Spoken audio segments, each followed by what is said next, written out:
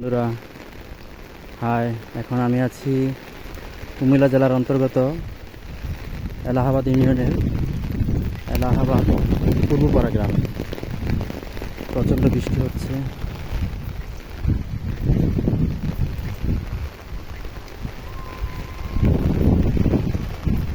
আপনার এলাহাবাদের সবচেয়ে সৌন্দর্যের বিষয় হলো শুধু তাল গাছ। এখানে আপনি রাস্তার দুধারে শুধু তাল গাছ দেখবেন। এই যে তাল গাছ, তাল গাছ,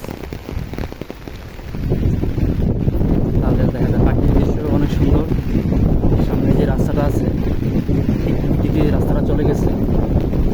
এটা হলো এলাহাবাদের পূর্ব দিকে, যেটা আপনার বলে কোটখারা বলে, কোটখারা মাজার।